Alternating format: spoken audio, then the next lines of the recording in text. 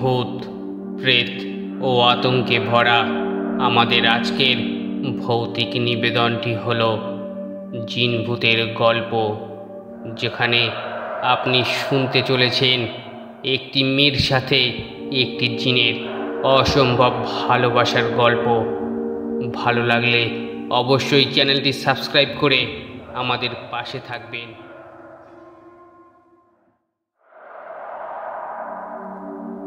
আজ বহুদিন পর কাকা, কাকি, রাকিব সবাই মিলে একটু ঘুরতে যাব। মনটা অনেক খুশি লাগছে। গত কয়েকদিন যাবৎ মনটা খারাপ ছিল। আসলে ভালোবাসার মানুষকে কেউ যদি হারায়, তাহলে যে হারায় সে বোঝে হারানোর বেদনাটা কেমন। জানি না কোনোদিনও তার দেখা পাবো কি না, কিন্তু এবার যদি দেখা পাই আর কোনোদিনও তাকে যেতে দেব না। কিন্তু মানুষ বলে একজন জিন এবং মানুষের ভালোবাসা নাকি সম্ভব না। তাহলে আমাদের ভালোবাসা কি কেউ মেনে নেবে আদৌ? যাই হোক, এসব চিন্তা বাদ দিই, কেননা তার কথা যত ভাবা পড়বে ততই মন খারাপ হবে। কিন্তু ওই দিন আমি সত্যি সারফারাজের চোখে আমার জন্য সত্যিকারের ভালোবাসা দেখেছি। কিন্তু সে যে শর্ত দিয়েছে তাও তো মানা সম্ভব না। কিন্তু এখন বুঝেছি ওকে আমি কতটা ভালোবাসি। কিন্তু সে কি আবার আসবে আমার জীবনে? এসব ভাবতে ভাবতেই আমাদের ঘোরাঘুরি চলছিল। এমন সময় কাকা বলে উঠলেন, কি ব্যাপার মা, অনেকক্ষণ ধরে দেখছি তুই চুপচাপ, কিছু কি হয়েছে তোর? না কাকা, কি হবে? সারফারাজের কথা মনে পড়ছে নাকি মা? আমি চুপ করে থাকলাম, কারণ এর কোনো উত্তর আমার কাছে এখন নেই। এমন সময় আবার কাকা বলে উঠলেন, দেখ মা, তোর ভালোবাসা ঠিক, কিন্তু একটা জিন ও মানুষের ভালোবাসা এই সমাজে কেউ মেনে নেবে না, কারণ এই সমাজ অনেক কঠোর। তুই আজকে যতই ভালোবাসিস না কেন, তোদের ভালোবাসা সম্পূর্ণ হতে দেবে না তারা। তাছাড়া তুইও ভালোবাসলি, কিন্তু ভুল মানুষকে, তাই ওর চিন্তা তোর মাথা থেকে বাদ দিয়ে দে। কাকা যা বলছেন ভুল বলেননি। এই সমাজ কোনোদিনও আমাদের মানবে না। এসব কিছু ভাবতে ভাবতেই সারাদিন পার হয়ে যায়। তাই রাতে বাসায় যাওয়ার জন্য সবাই রওনা দিলাম। আমরা যখন চা বাগানের সামনে দিয়ে যাচ্ছিলাম, হঠাৎ খুব জোরে বাতাস বইতে লাগলো। আকাশগুলো কেমন যেন মেঘলা হয়ে জমে গিয়েছিল। এমন সময় কাকি বলে ওঠেন, এতক্ষণ তো আকাশ ভালোই ছিল, হঠাৎ আকাশের এই অবস্থা কেন? হয়তো খুব জোরে ঝড় নামবে। আমরা খুব দ্রুত বাসায় যাই, তাই আমাদের জন্য ভালো হবে। এই বলে আমরা তাড়াতাড়ি বাসার দিকে যেতে লাগলাম। বাসার দিকে যাওয়ার সময় এক ভয়ানক পরিস্থিতির শিকার হলাম আমি। চা বাগানের সামনে যত যাচ্ছি ততই আমার কেমন যেন গা ভার হওয়া শুরু করলো। মনে হলো এই 100 জন ঘাড়ে হাত রাখলে যেমন অস্বস্তি লাগে, তেমন অস্বস্তি লাগা শুরু করলো আমার মধ্যে। আমি চেয়েও সামনের দিকে এগিয়ে যেতে পারছিলাম না। আমি বুঝে উঠতে পারছিলাম যে আমার সাথে এসব কি হচ্ছে। আমার পা দুটো প্রচুর ভার হয়ে গেল, পা প্রচুর ব্যথা করতে লাগছিল। আমি কাকিকে বললাম, কাকি, আমার হাঁটতে প্রচুর কষ্ট হচ্ছে। কিন্তু আজব ব্যাপার, কাকি কোনো কথার উত্তর দিলেন না।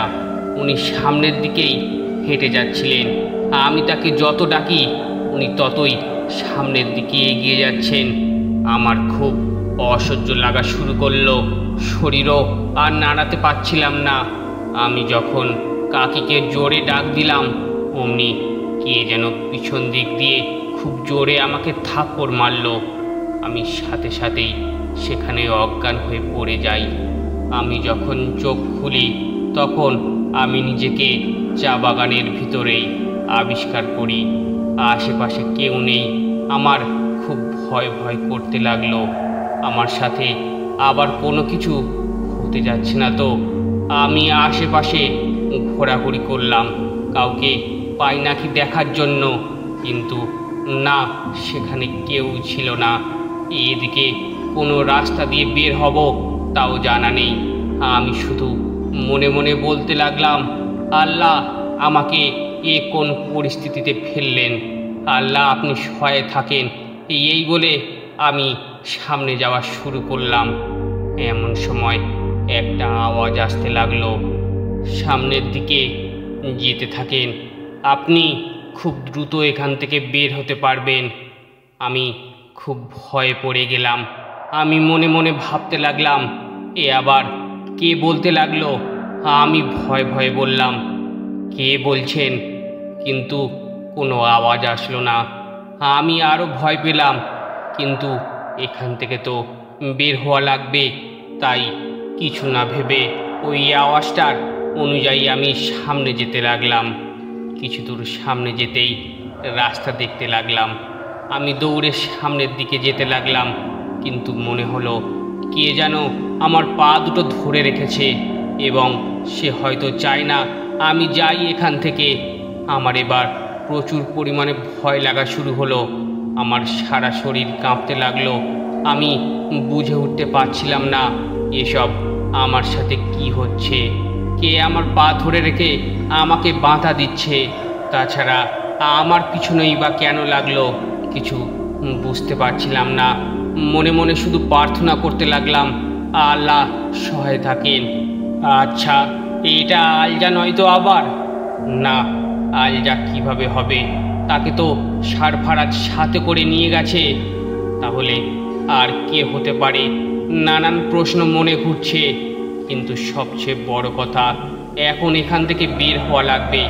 আমি আশেপাশে জোরে জোরে চিল্লাতে লাগলাম, কেউ বাঁচান প্লিজ, আমি এখানে আটকে পড়ে গেছি, দয়া করে কেউ আমাকে বাঁচান। কিন্তু কোনোখান থেকে কোনো আওয়াজ আসলো না। কিছুক্ষণ পর হঠাৎ করে একটা ছেলে আমার দিকে আসতে লাগলো। ছেলেটা দেখতে দূর থেকে অনেকটা সারফারাজের মতো লাগলো, কিন্তু যখন সামনে আসলো দেখলাম সে সারফারাজ নয়, কিন্তু তার চেহারার গঠন অনেকটা সারফারাজের মতোই। সে আমার কাছে এসে দাঁড়ালো এবং বলতে লাগলো, আপনি মনে হয় এখানে আটকে গেছেন। জি, আমি এখান থেকে বের হতে পারছি না, আমাকে একটু দয়া করে সাহায্য করবেন। আমি আপনাকে বাইরে বের করার জন্যই এসেছি। কিন্তু আপনি কিভাবে জানেন যে আমি এখানে আটকা পড়ে আছি? কে আপনি? দেখেন, এত কিছু বলার অনুমতি এখন আমাকে দেওয়া হয়নি, কিন্তু সঠিক সময়ে আপনি সব জেনে যাবেন। আসুন, আপনাকে বাইরে বের করে নিয়ে যাই। আপনার পরিবারের সবাই আপনার জন্য অপেক্ষা করছে। কিন্তু আমি কিভাবে যাব? আমার পা মনে হয় কে যেন আটকে রেখেছে। আমি নাড়াতেও পারছি না এখান থেকে। এটা বলার সাথে সাথেই ছেলেটা আমার পা ধরল এবং মনে মনে কি যেন একটা বলল। সাথে সাথেই আমি স্বাভাবিক হয়ে গেলাম। এরপর আমরা সামনের দিকে এগোতে থাকলাম। যেতে যেতে বললাম, আচ্ছা, আপনি কে তা তো বললেন না, কিন্তু আপনার নামটা তো জানতে পারি নাকি? অনেকক্ষণ চুপ করে থাকার পর, আমার নাম আব্দুল্লাহ। বাহ, খুব সুন্দর নাম তো আপনার। তো আপনি থাকেন কোথায়? দেখেন, নামের বেশি আমি কিছুই আপনাকে বলতে পারবো না। শুধু এইটুকু জানেন, আমি আশেপাশেই থাকি, আশেপাশেই আমার বাসা। এই যে নেন, কথা বলতে বলতে আপনার গন্তব্য এসে গেল। কিন্তু একটা কথাই মাথায় রাখবেন, আমি যে আপনার সাহায্য করেছি বা আমার ব্যাপারে আপনি কারোর সাথে কিছু বলবেন না, না হলে পরবর্তীতে আপনার ক্ষতিও হতে পারে। এটা বলেই ছেলেটা পাশ দিয়ে গিয়ে কোথায় যেন হারিয়ে গেল। এদিক দিয়ে দেখলাম কাকা কাকি এবং রাকিব আমাকে চারপাশে খুঁজছেন। আমি কাছে যেতেই তাদের নানান ধরনের প্রশ্ন উঠে গেল। তারপর কাকা আমাকে বলতে লাগলেন, কী রে মা, কোথায় ছিলি তুই? আমরা তোকে সব জায়গায় খুঁজলাম কিন্তু পেলাম না। কে যেন আমাকে থাপ্পড় মেরে বেহুশ করে দিয়েছিল কাকা। তারপর যখন হুঁশ আসে আমি চা বাগানের ভিতরে নিজেকে পেলাম। আমি আশেপাশে তাকাই কিন্তু কাউকে দেখা পাইনি। পরে একটা ছেলে আমাকে উদ্ধার করে। এটা বলার সাথে সাথেই জিভ কামড় দিয়ে বসলাম, কারণ আমি ভুল করে হলেও ছেলেটার কথা বলে দিয়েছিলাম যেখানে সে আমাকে বলতে নিষেধ করেছিল। ছেলেটাকে জানি না কাকা, আমি চিনি না। এই বলে আমি সামনের দিকে মুখ লুকিয়ে এগোতে লাগলাম, কিন্তু কাকা হয়তো কিছুটা রহস্য বুঝতে পেরেছেন। আমরা সবাই বাসার দিকে এগিয়ে যেতে লাগলাম, কিন্তু আমি মনে মনে ভাবতে লাগলাম, ছেলেটাকে কোথা থেকে আসলো? সেও কি জিন? আর সে জিন হলেও আমাকে কেন সে সাহায্য করলো? সারফারাজ আবার? না না, তা কিভাবে সম্ভব? সারফারাজ হলে তো সে নিজেই আসতো। এরকম হাজার প্রশ্ন মনের মধ্যে জাগতে লাগলো। সারফারাজ কে? সারফারাজের সাথে কি তার বিয়ে আদৌ সম্ভব? শুনতে হলে আমাদের দ্বিতীয় ভাগটি অবশ্যই শুনুন। ভালো লাগলে চ্যানেলটি সাবস্ক্রাইব করে রাখুন। নমস্কার।